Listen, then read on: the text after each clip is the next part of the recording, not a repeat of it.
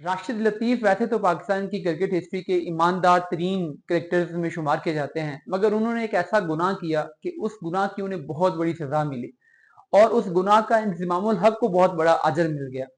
ये वाकया क्या है, ये मैं आपसे शेयर करता हूँ। देखें, राशिद लतीफ की ईमानदारी पर तो कोई क्वेश्चन नहीं रहा। 90s में जो पाकिस्तान क्रिकेट में जो मैच फिक्सिंग का जिन हर तरफ छाया हुआ था, उसको एक्सपोज करने वाले, बल्कि ना सिर्फ पाकिस्तान में बल्कि दुनिया भर में उसको एक्सपोज करने वाले जो पहले इंसान थे वो राशिद लतीफ थे, जिन्होंने आईसीसी को खत लिखा कि मैच फिक्सिंग हो रही है और दुनिया भर के क्रिकेटर्स मैच फिक्सिंग में इन्वॉल्व हैं। बाद में फिर आईसीसी ने उस पर एक इन्वेस्टिगेशन शुरू की, मगर राशिद लतीफ को पाकिस्तान क्रिकेट बोर्ड ने इस लेटर लिखने पर डिसिप्लिनरी एक्शन लेते हुए बैन कर दिया और वो बहुत अरसे तक पाकिस्तान टीम से बाहर रहे। जब आईसीसी ने इन्वेस्टिगेशन की और ये जितना भी नेटवर्क था ये पकड़ा गया, तो फिर राशिद लतीफ की पाकिस्तान टीम में वापसी तो बाद में हो गई, लेकिन टीम के जो साथी प्लेयर थे उन्होंने कभी भी उनको टीम के अंदर सर्कल में एडजस्ट नहीं होने दिया और उनका पूरा करियर जो है वो हमेशा एक जिग जैग पैटर्न में रहा। वो कभी भी एक प्रॉपर फ्लो से चल नहीं सका, हालांकि उनके बारे में कहा जाता है कि पाकिस्तान की हिस्ट्री के बेस्ट कीपर बैट्समैन थे। 2003 का जब वर्ल्ड कप हुआ तो उसमें राशिद लतीफ अच्छा परफॉर्म कर रहे थे। उससे कुछ अर्सा पहले उनकी टीम में वापसी हुई थी और वो बड़ा बेहतरीन खेल रहे थे। पाकिस्तान टीम अलबत्ता बहुत बुरा खेली। वकाई यूनुस कप्तान थे, उनको टीम से निकाल दिया गया, वसीम अकरम को निकाल दिया गया, सईद अनवर को निकाल दिया गया। इन तीनों का ये वर्ल्ड कप आखिरी टूर्नामेंट साबित हुआ। उसके बाद उन्होंने पाकिस्तान के लिए कोई मैच नहीं खेला। इंजमाम उल हक जो कि पाकिस्तान के सबसे सीनियर बैट्समैन थे उस टाइम पर, वो भी बुरे तरीके से फेल हुए और उनको भी टीम से निकाल दिया गया।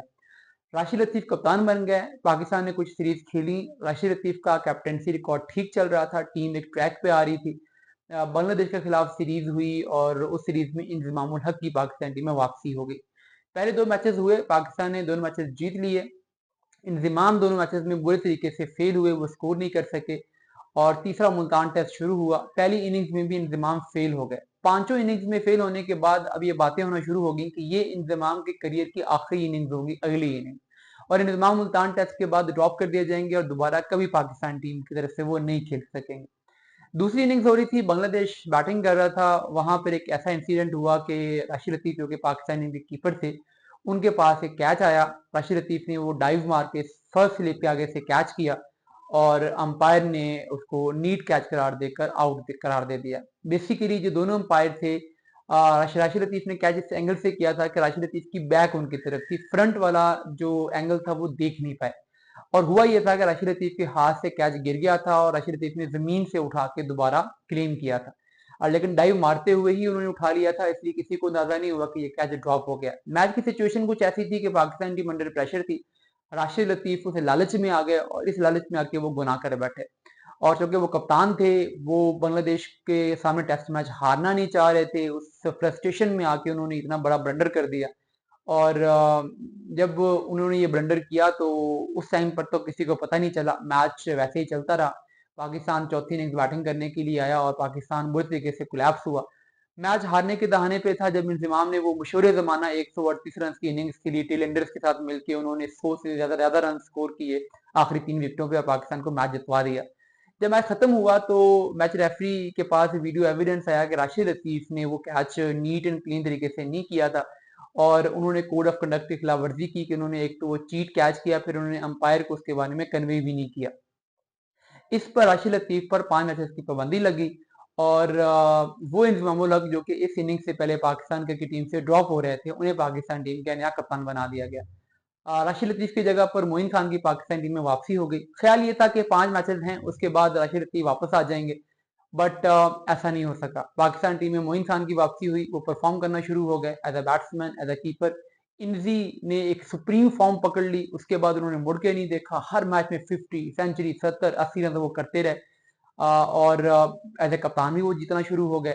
पाकिस्तान ने साउथ अफ्रीका को टेस्ट सीरीज हरा दी, पाकिस्तान में न्यूजीलैंड को पाकिस्तान ने व्हाइट वॉश कर दिया, न्यूजीलैंड में जाके टेस्ट सीरीज जीत ली। तो राशिद लतीफ का करियर यहाँ पे दी एंड हो गया। उस एक गुनाह ने राशिद लतीफ के जो करियर को बिल्कुल खत्म कर दिया और उसकी वजह से इंजमाम के करियर में एक ऐसा बूस्ट आया।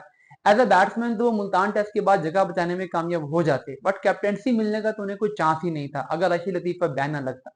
बट उसके बाद इंजमाम उल हक अगले 3 साल तक पाकिस्तान क्रिकेट की हिस्ट्री के चंद जो मजबूत तरीन कप्तान रहे हैं, जो चंद ताकतवर तरीन कप्तान रहे हैं, उनमें शामिल थे। यहाँ तक कि शोएब अख्तर जैसे प्लेयर को वो कभी भी टीम से ड्रॉप कर देते थे और कोई उनसे पूछने वाला नहीं था।